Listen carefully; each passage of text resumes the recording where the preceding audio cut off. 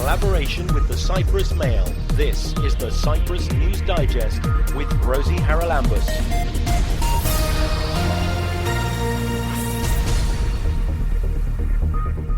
Coming up this week, could the Omicron variant of COVID-19 eventually bring herd immunity?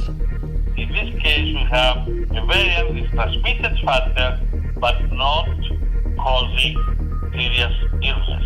The Vice President of the European Commission doesn't mince his words at a European Parliament debate on legal migration. Legal migration is key for our recovery and for our economic and social systems.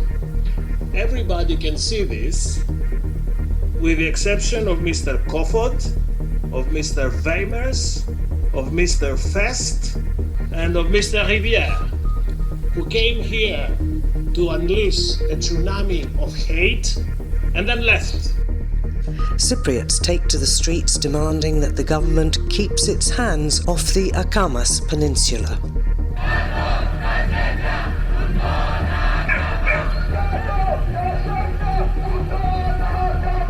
And we end on a lighter note with the week of Italian cuisine. Getting together and a joyful experience to share the knowledge of the Italian gastronomy with the general public. Still in the headlines, of course, is the COVID pandemic. And with the Omicron variant now circulating pretty well all over the world, what does it mean not only for the next few months, but also for the whole way that viruses develop? We're joined on this week's programme by epidemiologist Dr. Michalis Voniadis. Michalis, you've been quoted in the local press as saying that you think this Omicron variant could in fact be the beginning of the end in terms of the fact that we may get herd immunity finally. Tell us about why you think that.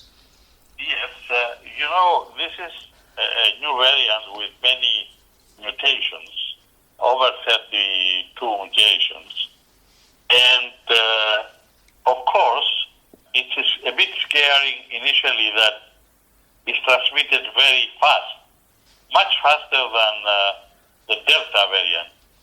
However, the preliminary information we have from South Africa is that it runs a fairly mild clinical condition with very limited symptoms, mainly two: palpitations, fast rate of pulse, and feeling very exhausted. These are the main, and they last a few days only.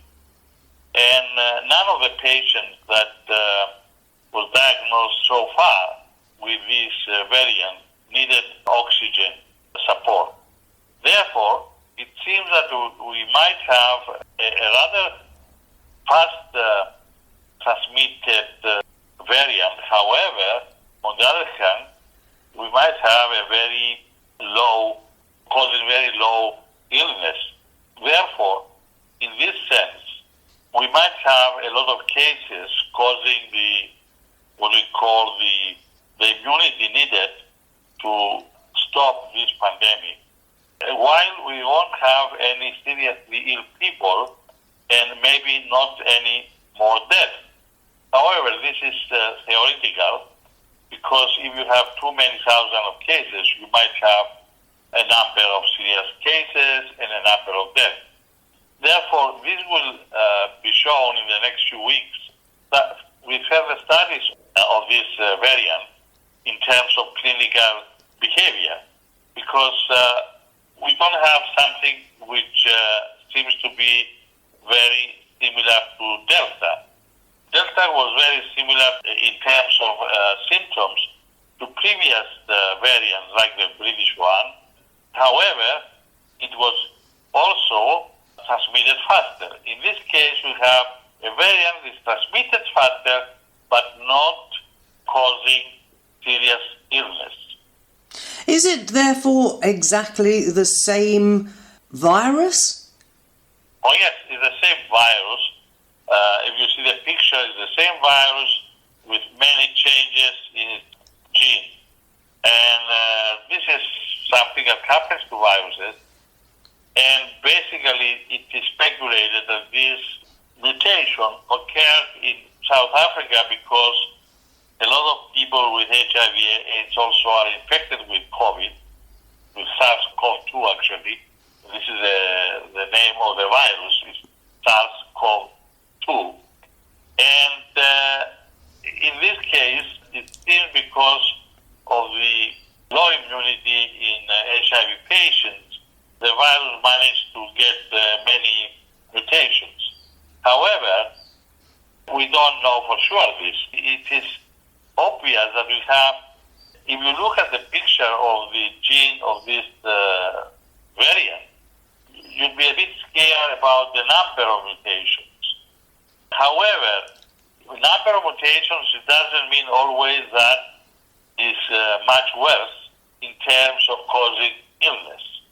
So what do we expect next? Is there going to be a follow-on, a new variant after Omicron? It's possible if this variant doesn't manage to prevail in the pandemic, because, you know, if its transmission is much faster, and it is much faster than Delta variant, then at the end it will push out Delta variant and it will prevail. And we'll have the Omicron variant wave of the pandemic. This, of course, we have to know a few things. First of all, as I said, we need to know more about clinical presentation, which seems to be mild, but we are not absolutely certain. And second, we have to know whether the current vaccines are protecting from this variant. Well, that was going to be my next question, because we've been reading quite a lot about the fact that there are suspicions that Omicron actually, in a sense, bypasses whatever the vaccination has done and can infect vaccinated people. However, a recent report from Israel says that at least the Pfizer vaccine protects from this variant too.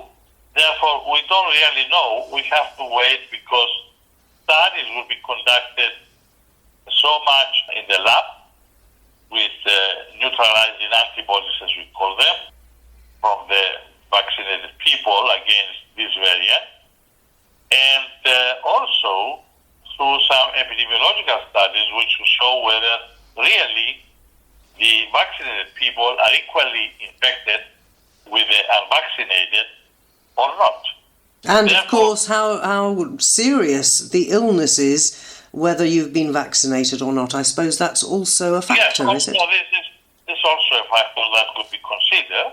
And we know that at least for the variant Delta, vaccines have been quite effective in this sense to protect from serious illness. So it seems that you're saying basically we just have to wait and see until the studies have been done, the data has been collected. How long does that take? It will take at least 2 weeks, even from now. Therefore, we have to be patient. There is no reason for panic, because what we see now, we see something which might be rather positive than negative as a development. But we have to wait and be patient. Something that we're getting very tired of being told to be, I think, Michalis, but still. Of course, I do understand. However, we still have to continue vaccinated people, and also we still have to use the personal protective measures. We cannot say that everything is fine now and we should stop taking all the personal protection measures, because we don't know yet, at least until we know what's going to happen with this variant. We have to be very, very careful. And of course we don't know, as we said, whether there will be another new variant on the horizon, perhaps in the new year. We'll have to wait and see. Dr. Michalis Voniadis, thank you very much for joining me. Thank you. This is the Cyprus News Digest with Rosie Haralambous. The European Parliament recently held a debate on legal migration. Wrapping up at the end of the discussion, the Vice President of the European Commission, Margaritis Skinas, couldn't hide his frustration or indeed his anger. He didn't mince his words. Thank you for this very insightful and fruitful debate. I might be repeating myself, but this is the most important takeaway of today's session. Legal migration is key for our recovery and for our economic and social systems. Everybody can see this, with the exception of Mr. Kofod, of Mr. Weimers, of Mr. Fest, and of Mr. Rivière, who came here to unleash a tsunami of hate and then left. They didn't have the courage. They didn't even have the courage to listen to all the blatant lies they spelled out. And it's even more preposterous that they are trying to mingle the legitimate debate we're having on legal migration and the conditions for legal migration with the external borders and the situation in Belarus. I will not accept any lessons from these people. I was in Evros. I was in Lithuania in September. I was in Baghdad, in Lebanon, in Dubai, in Ankara. I will be in Uzbekistan tomorrow fighting for the external border.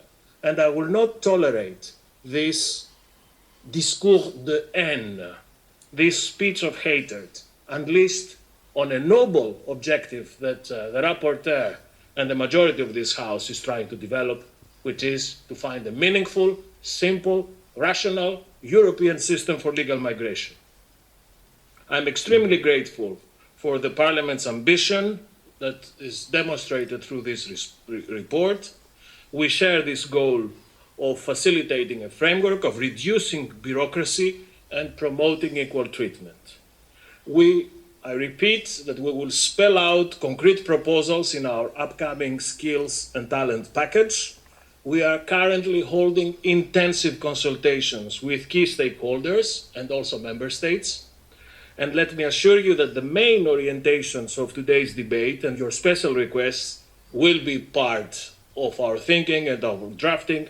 That's exactly why we waited for you before coming out with our own proposals. One thing is clear, and we see it very well established today. We need, as European Union, to do much better in the global race for attracting talents. People from other countries can help us be more competitive, more successful, and more cohesive. And we can help them to build a new life and put their full potential in use. Under no circumstances, this will be the result or the outcome of a diktat from Brussels, as some of the speakers seem to understand, mainly Monsieur Didier. We are not creating a new top-down obligation to member states for legal migration, but we will set up a framework that would allow us to match the skills of third country workers and the needs of the EU labor market, all skilled levels, and this would be a game changer for Europe. And if these doubters do not trust the Commission in affirming our intentions, let them discuss with market operators, with employers, with the forces of the vivid economy, of the living economy, and I'm sure that they will get the same message. Thank you for your attention and your engagement, and congratulations to the rapporteur. Vice President of the European Commission, Margaritis Skinas, talking to the European Parliament. Keep up to date with events in Cyprus and around the world with the Cyprus News Digest. Last Saturday afternoon, several hundred people gathered in central Nicosia to protest against the government's plans for the Agamas Peninsula. They say it will fall well short of protecting what is an extremely environmentally sensitive area. The peninsula covers only about 2% of the total area of Cyprus, but it hosts around 50% of the island's biodiversity, and it's been falling inch by inch to developers. The organisers of the protest, the Save Agamas, Save Cyprus group, and the Group for the Protection of Cyprus' Natural Coastline, said the government was trying to present the problem as a conflict between overprotection on the one hand and land overgrowth on the other. They said that was just a PR stunt.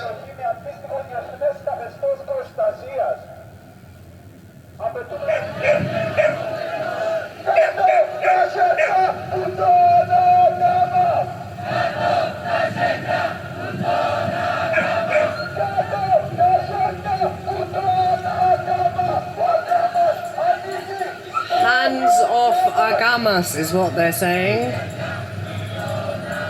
For many years now, successive governments have had plans for the Akamas. It was supposed to be a national park, and it has many areas of protected Natura sites within the peninsula.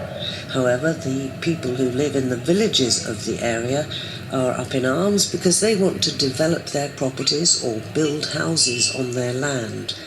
The government has come up with a fresh plan which conservationists say falls well short of protecting the area.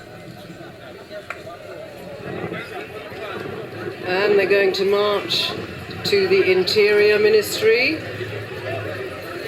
the building that houses the European Commission representation in Cyprus, the Town Planning Department,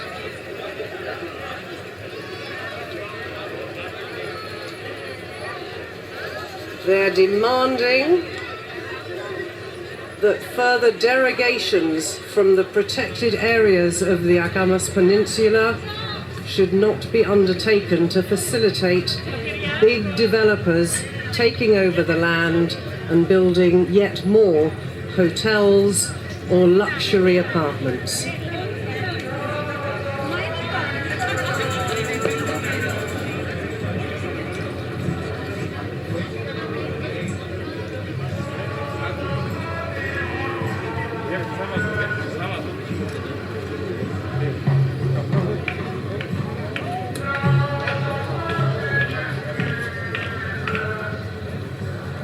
It's not as big a turnout as one might have expected, which is possibly why the authorities think that they can carry on encouraging development in our protected Natura sites in the absolutely imperative for our future Agamas Peninsula. You can subscribe to the Cyprus News Digest on iTunes for free and get the program downloaded to your phone or tablet so you can listen anytime, anywhere. Every autumn, the Italian Embassy in Cyprus organises a week of Italian cuisine. This year, they decided to do an Italian cooking class. It was held at the Little Food Academy in central Nicosia, when members of the press were invited to a demonstration of genuine Italian cooking and then invited to try and replicate what they'd seen themselves. The event was attended by the Italian ambassador to Cyprus, His Excellency Andrea Cavallari, and I spoke to him afterwards. It's been going now, I think, for 6 years. It's very popular since you started this. Have you any idea what it does for the acceptance, the enjoyment of Italian cuisine in Cyprus? Well, as you said, this is something that has been done for a number of years. In Cyprus, we started in 2015 with the first edition, and year after year, we change the format. We try to bring every year something new. This year, it's a partnership with Little Food Academy, and I think that for once, we have, after the long period of COVID, again the participation of the public. This is something very important. It brings to Cyprus the quality of food, the Italian food, the exceptional taste of the Italian tradition, the regional recipes which are so important in Italian gastronomy and enology as well.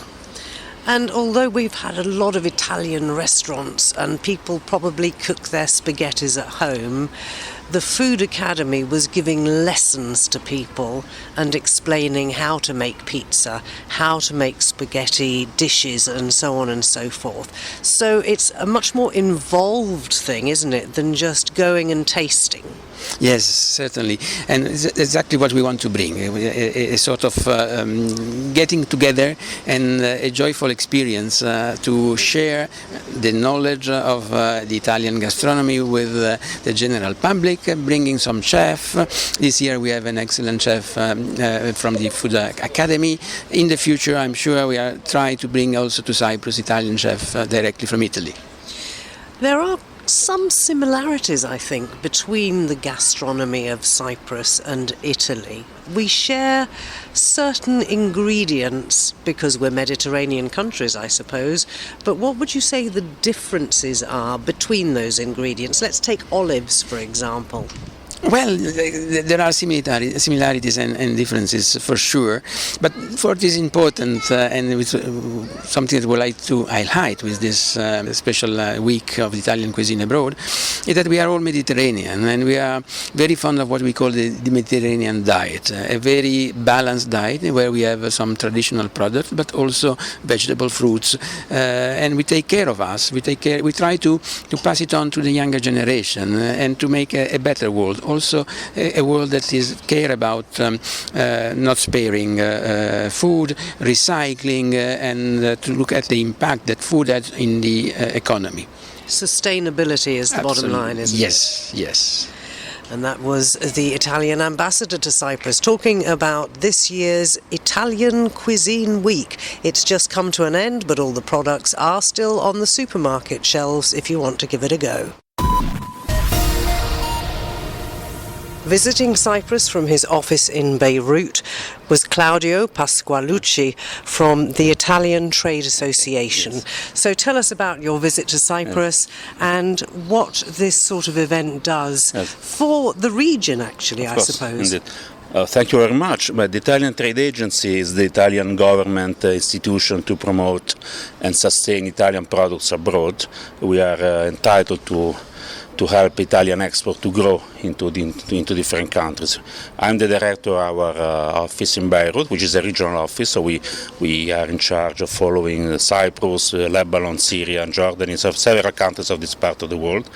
And here in Cyprus, we are here for the inauguration, for the launch of the World Week of Italian Food, Italian Cuisine, which is a comprehensive worldwide event that the Italian Trade Agency and the Italian embassies and consulate do all over the world, more or less in the same time. And we do activities to promote and illustrate the quality of Italian food and Italian products. So from food, from wine, for anything which is related to the Italian gastronomic tradition, combined with innovation, sustainability, healthy way of living. It's all we use the food to promote the Italian culture, the Italian way of living, basically. And here in Cyprus, we have been partnering with Lidl, with the Lidl Food Academy, which is a very interesting location. Very, I mean, they're doing a really good job. And so we have invited key people, media, consumers, just to illustrate to them, to share together some good moments of explaining and promoting Italian food. Now, gastronomy, cuisine, everybody loves their food, don't they? Let's be honest about it. It's a social thing as much as something that you just enjoy sitting down with family or trying new dishes. But what does the Italian Trade Association also push in terms of promoting Italy? It's not just food. No, of course not. Food, I mean, first of all, consider that for us, the food supply chain is one of the biggest industrial networks of our country.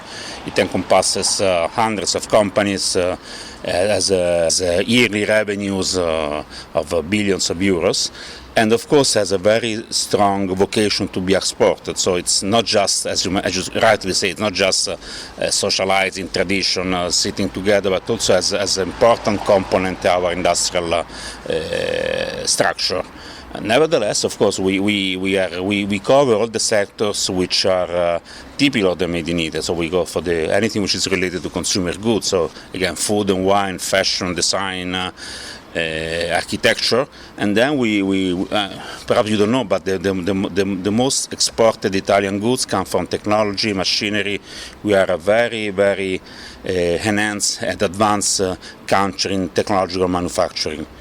We are, as we often say, we are the heirs of Leonardo da Vinci. So we've been inventing machineries for any kind of purposes. So we do promote all the industrial machineries, which are part of the supply chain of the manufacturing. So we basically are in charge of everything. Now, supply chains, a real problem at the moment.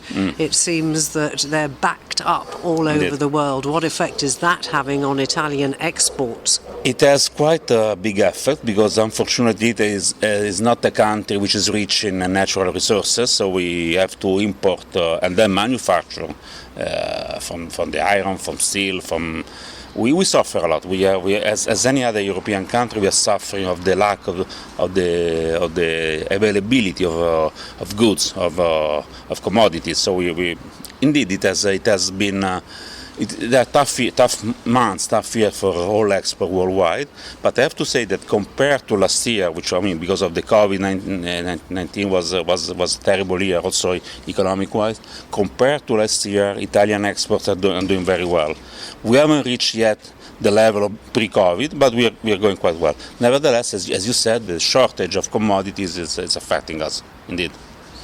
Especially, for example, in the automotive industry, for example. The automotive industry is suffering a lot for the shortage of aluminium, steel, copper. So it's semiconductors. Semiconductors, of course. It's a worldwide issue, not just affecting Italy, but it is an issue.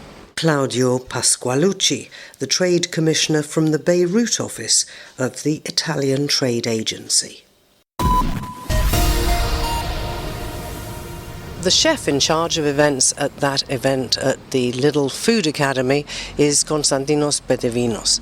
Konstantinos, you do different types of cuisine, I think, every week with the Food Academy. But tell me how you approach something like, for example, Italian cooking. Every week we try to elevate each cuisine we choose to present to people. This week we had the Italian week. We choose all the authentic ingredients from Little Cyprus. We chose, for example, mozzarella. We chose prosciutto, crudo. We had superb wines from Puglia region like Susumagnello and Fiano. So we try to elevate the class by adding all the authentic ingredients from Little Cyprus. But there's so much in Italian cuisine. How do you decide what you're going to ask people to cook? Because the people who were there watching you and your helpers explain what you were doing then went on to try it for themselves.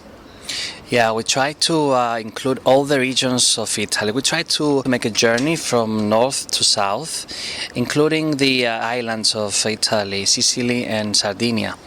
That was the concept behind the research of doing this course. And of course you've got to make sure that you're sourcing the ingredients from Lidl, since you are their food academy, and many of those ingredients are quite similar to the ones we find in Cyprus. How do you distinguish? The ingredients that we can find at Little Cyprus are directly come from Italy, packaged in Italy, like as I mentioned, prosciutto, crudo and mozzarella. So that pretty much distinguish the products from the ingredients we find in Cyprus. So we try to find authentic DOP products from Lidl. As a chef, what's your favourite cuisine? I like Mediterranean cuisine in general because I was born and raised in Cyprus, and we have so many similarities with Italian cuisine when it comes to Mediterranean cooking. We have tomatoes, we have aubergines, eggplants, we have all sorts of bread and olive oil. Yeah.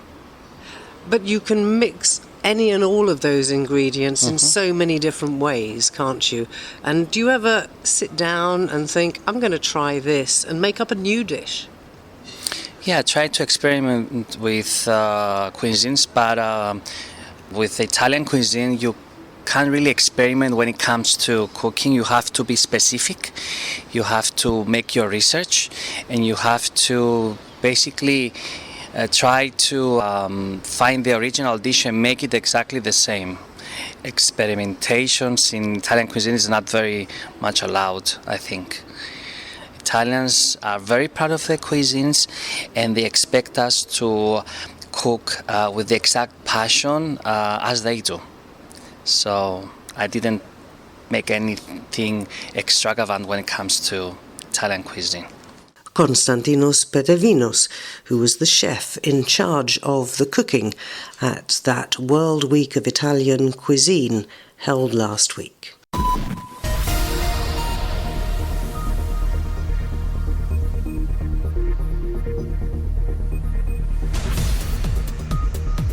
Well, that about wraps up this edition of the Cyprus News Digest. Many thanks for your company. Hope you'll join me next week. Till we meet again, take care and God bless. Bye-bye now.